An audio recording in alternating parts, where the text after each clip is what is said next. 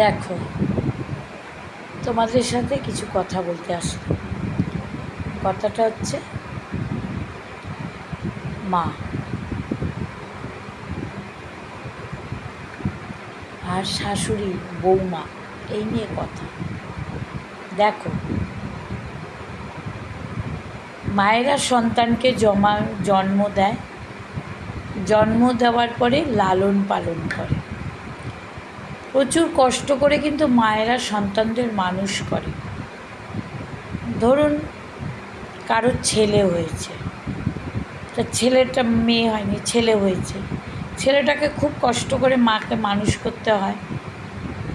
যদি সেরকম ইনকাম না থাকে, বাবা কষ্ট করে রোজগার করছে, তো সেই মাকে তো ভালো করে মানুষ করতে হয়, যাতে ছেলেটা ভালো হয় মানুষের মতো।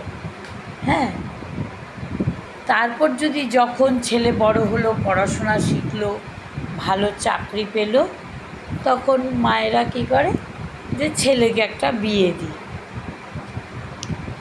বিয়ে যথারীতি দেওয়া হয়। বিয়ে দেওয়ার কদিন পর ঠিক থাকে, তারপরে কি বলুন তো, ছেলেরা, বউরা মাকে সহ্য করতে পারছে না।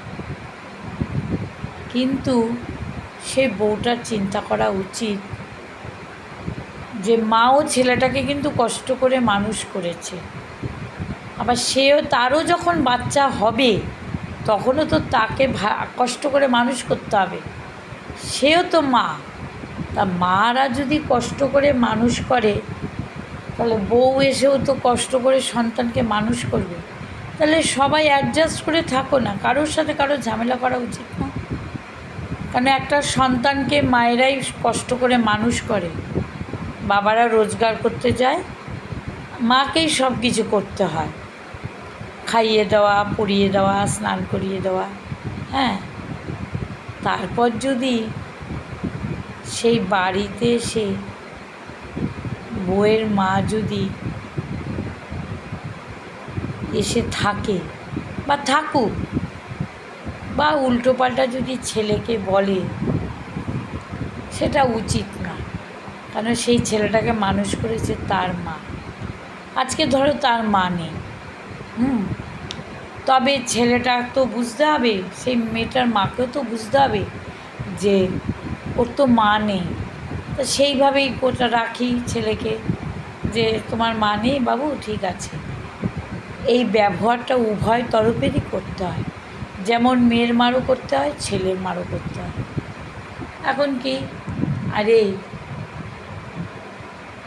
ছেলের যখন বিয়ে দিয়েছো তুমি শাশুড়ি, মেয়ের মাকেও চিন্তা করতে হবে, আমার ছেলেকেও যখন বিয়ে দেবো আমিও শাশুড়ি হব, আমারও বউ আসবে।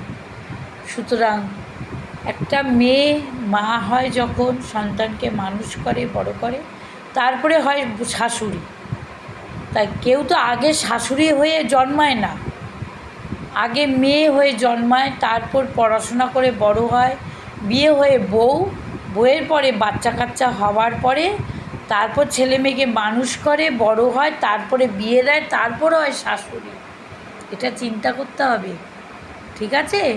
কেউ শাশুড়ি হয়ে জন্মায় না, কেউ বউ হয়ে এসে জন্মায় না। একটা মেয়ের জন্ম হয়, তারপর তে বড় হয়, মানুষ হয়, বিয়ে হয়, তখন সে বউ হয়। তেমন শাশুড়িও। সুতরাং শাশুড়িকে ভালো ব্যবহার করতে হবে বউয়ের সাথে, বউকেও ভালো ব্যবহার করতে হবে, নয় সেই বউ তো আবার শাশুড়ি হবে, তাহলে সেই খারাপ ব্যবহারটা তারও তো থেকে যাবে। তারও যখন ছেলেকে বিয়ে দেবে, সেও সেই বউয়ের সাথে খারাপ ব্যবহার করবে। এই জন্য বলি, যে যখন মা হবে, শাশুড়ি হবে, আবার যে বউ হবে, উভয়কে ব্যবহারটা ভালো করতে হবে, তবেই গিয়ে সংসারে শান্তি থাকবে। সমাজে এটা তাহলে থাকবে না। ঠিক আছে, সবাইকে বলছি, কাউকে মেনশন করে বলিনি। এইটা হচ্ছে আমি ভিডিও করেছি, যে দেখি তো চারিদিকে। হ্যাঁ, আমিও যেমন মেয়ে ছিলাম, মা হয়েছি, ছেলে মেয়েকে মানুষ করেছি, মেয়েকেও শ্বশুরবাড়ি পাঠিয়েছি, সেও শ্বশুরবাড়ি ননদ টনদ নিয়ে ঘর করছে। আমিও যখন আমার ছেলেকে বিয়ে দেবো, আমিও আমার ছেলের বউয়ের সাথে সেইভাবে থাকবো, যে তবেই সে আমাকে দেখবে। আগে আমি তাকে দেখব ভালো করে, তবে আমাকে সে দেখবে। এটাই হচ্ছে আমার বক্তব্য। ঠিক আছে, চলো টাটা।